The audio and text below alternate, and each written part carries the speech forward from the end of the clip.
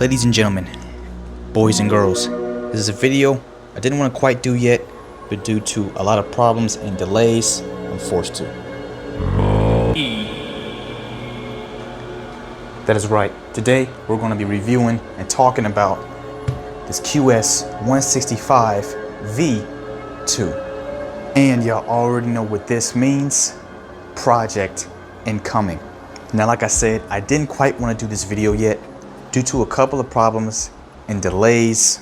I was kind of forced to do this, but I'm not too mad anyways, because I probably should do it right now. But I got a few things I want to ramble about at the end, so we'll save that at the end. Right now, we're here for the motor, so let's talk about the motor.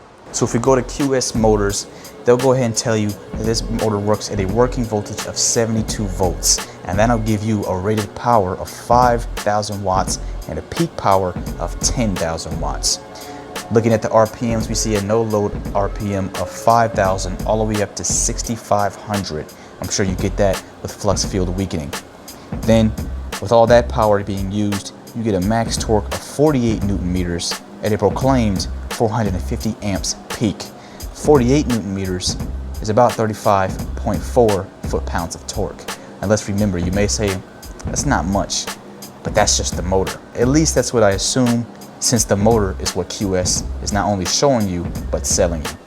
And all that coming in at a motor weight of 8.4 kilograms. Now, I do have a scale, so I can sit this motor on the scale to see how heavy it really is. But of course, this being the V2, we have to do a comparison. Looking at the V1, they both have very same rated powers of 5 kilowatts, but where the V2 has 10 kilowatts of max power, the V1 only has 8. The V1 does about 6,000 RPMs proclaimed, while they're saying the V2 does 7,000. This is where QS gets a little bit confusing because they just said 65 at the top. Maybe they meant 75. Well, anyways, they say the V1 can do a max torque of 47.5 Newton meters, while the V2 can do 50. Again, the numbers changed. But 50 Newton meters is 36.8 foot-pounds of torque, so just about 37, while 47.5 is 35 foot-pounds of torque. The V1 having pole pairs of 7, but the V2 only has pole pairs of 5.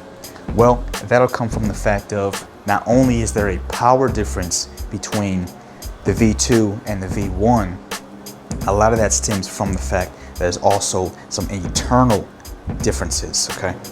So if we were to flip this around, if we were to open this up and see the armature, I think that's what it's called, you would see that that round armature in here is different from the V1. So doing a little bit of research that I did, the V1's armature just has flat laying magnets, where the V2 has the V-shaped magnets. Okay, it's the next morning as I'm editing the video. I realized I forgot to mention a little something.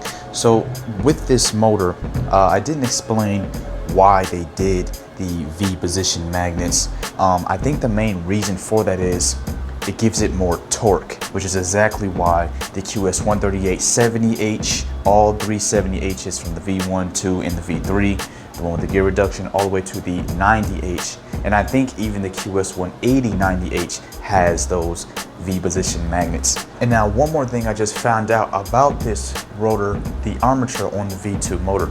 I think the V-position magnets also gives you a higher KV rating. And if I'm correct, I could be wrong, but a higher KV rating means more RPMs to the motor, which would explain why this motor can spin up faster than the V1. Another extra thing about this motor, I never realized the V1 proclaimed 60 volts, at least QS, that's what they said. This one proclaimed 72. So I wonder if that means the V2 can handle higher voltage.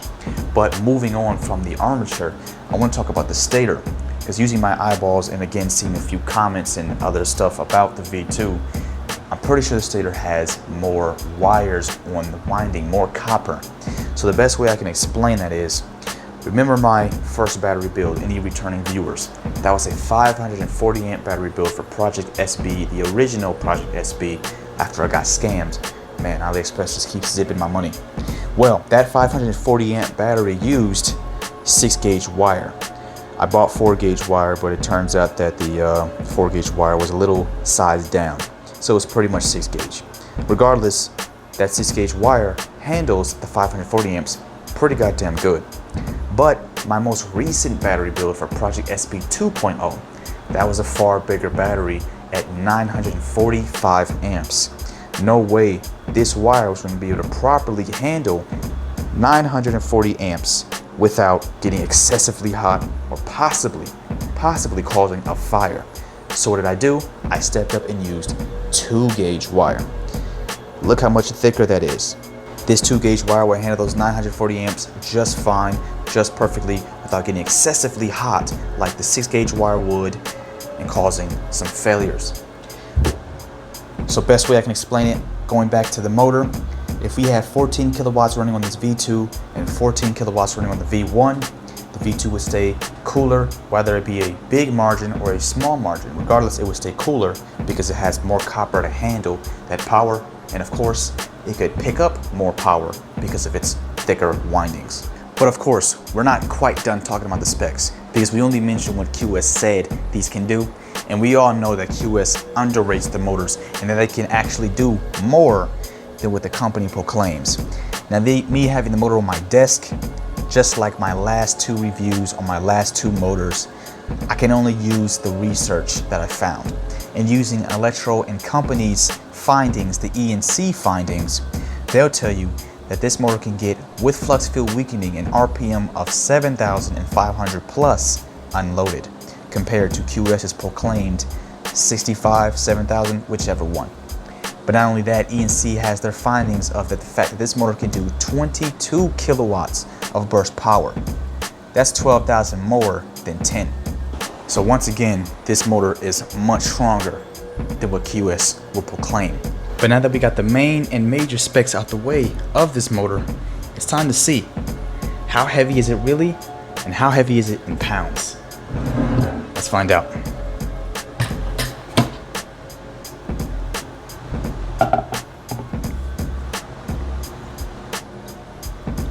That's the official weight. So now that we got the specs out the way, the main talk of this motor, this is what I want to just kind of ramble a little bit. I am quite excited for the fact of having this motor. It's kind of the same scenario that I explained in the first motor unboxing that I did of the QS13890H 2 years ago. When you search these motors up, you just don't find much about them. You can only really find videos on the QS13870H. And it's the same case for the QS18090H unboxing. Big expensive motor, not everybody's getting it, and the people who do have it don't do too much videos on it. You don't see much on it. So I knew with the QS13890H that I could get content out of it, content that no one was producing. So if I produce the content, not only may I possibly attract the attention that I need, I can show people what this motor can do. The QS180, same thing. I'll have this bobber and I can produce mad content on the 180, showing people what it can do, especially on such a big, hefty, massive bike. Problem is that got halted due to the error that is haunting me and that I'm currently trying to fix. So that is still in the making. That content is still in the making. And once again, this also shares the same scenario. And that's when I want to talk about the V1 again. The V1, it came out, it was QsMotor's way of throwing themselves into the Suron market with all these other companies making upgrades for it. They came out with the V1, but the V1 kind of flopped. Everybody tested it, everybody had their eyes on it, and once they realized that it wasn't up to par, and that happened, so I'm thinking, okay, that motor's not very good, at least compared to the stock motor. Then they came out with the V2. Saw this popping up all over AliExpress, saw it on the QsMotor's website, so I'm like, bam, let's see what this one can do. No one did reviews on it. It's like they had the V1 flopped, and then bam, that was it. They canceled QsMotors, they pushed them off, and never gave them another chance. So when I was hoping to see a lot more on the QS V2 motor, this motor right here, no one really did that. And now that it's been about a year later, you here and there see some stuff on the V2. You mainly see some stuff in like mini bike builds, the Razor builds, and you kind of have to go into forums. You still don't see too much on YouTube. This is another case and scenario where I can be the one to start showing everybody what this motor can do. So with all that being said, I'm gonna say it again, kind of forced to do this video. I'm actually not too mad I have to do this video. I'm not too mad I'm doing it right now because regardless, it needed to be done. It's just, again, having a couple of problems. A goddamn error and a goddamn delay. and it's halting and messing with my content right now. But with this video being for this week, I should have an update next week for Project SB, aka Project VLX 600. And that update can either be really good or really bad. But that's it. Hope you enjoyed this one. If you did, make sure you go ahead and like, comment, and hit that subscribe button to get electrified with the rest of the people. Become electric with the rest of the people. It has been, and I am out. Peace.